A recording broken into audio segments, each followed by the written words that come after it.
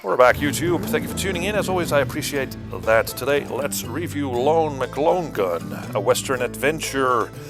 Steam key was provided by the developer, so thanks for that. Lone McLonegan is a point-and-click adventure game about a former #1 outlaw who gets ouched and sets off to rob the local bank to get his fame back. And there's a very good nemesis in this game. If you're gonna make a point-and-click adventure game about the Wild West, then you have to have a good nemesis, and this game really nails that. Now let's talk about the good, the bad, and the ugly. The good, well, I already took a little advance there with the nemesis, but overall the story is okay. There's some fun to be had here. So there's some good quality art here. Very colorful cardboard characters and backdrops. I really like the art. It sets itself apart enough. And there's some good dialogue.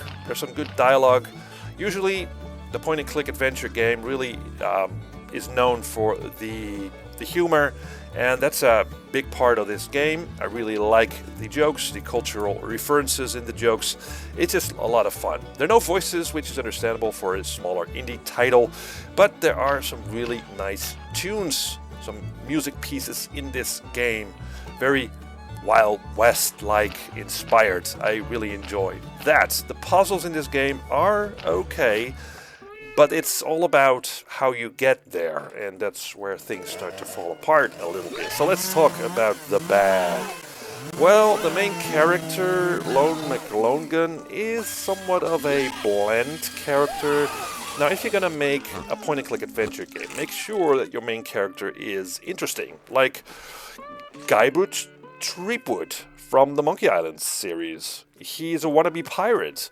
Or take Larry Leffer from the Larry series. He's just a loser that everybody sort of identifies with. Or the Indiana Jones point-and-click adventure games. You need to have an interesting main character. Unfortunately, Lone McLonegan isn't really that. He looks kinda like a ginger-bearded cowboy and not much else. You can't really see how he looks like because of his hat and all that. But anyway, this game is very much rooted in the old conventions of the point-and-click adventure games. You have to do things in one particular way. If you don't, you will hit that sort of invisible wall. And so there's not a lot of flexibility in terms of its gameplay. A lot of times you'll be wondering, what should I do? Where should I go? And that has to do with the fact that you, along the way, gather all these nonsensical items, and your inventory gets cluttered with all these things like, I don't know, a stuffed bird and a bath duckling, and just all this stuff that you have no idea where to use. You gotta use it, but it's not, you just don't know where.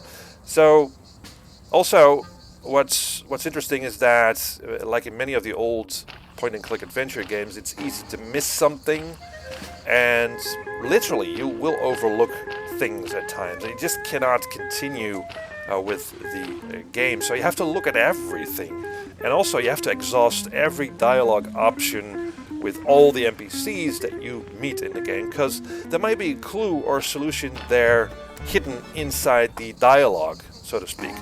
Which means that you will go through the dialogue repeatedly, which is somewhat boring at times. There's no hint system in this game either, so the only way to continue if you get stuck is to look for a solution online, which will make you feel like you're an idiot.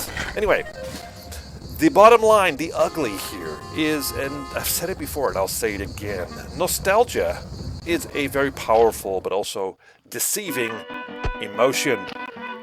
If you look at things and you look at the art of this game, you think, well, I was thinking, wow, I need to play this game. I really love point-and-click adventure games, and I really do. I grew up on this stuff in the late 80s and early 90s. I love point-and-click adventure games, but once I start playing, I'm like, oh, yeah, alright, so there's a reason why this type of game went out of fashion. And it just has to do with sort of the cumbersome nature of these games, that you have to do the things that you have to do in particular order. There's just not a whole lot of convenience here. No hint system, as I said. It's just grinding your way through screens, looking at things to do, using items on things in the environment. So hoping that you can continue with the game. And that's pretty much it. I just wish that the developer sort of acknowledged that and had put in some more convenient modernizations in the game so that there's always a way to continue in a way. That's what I think of Lone McLonegan. So yeah, a game that looks great, sounds great, but is very much stuck in the past, unfortunately. So thanks guys for watching, and see you next time.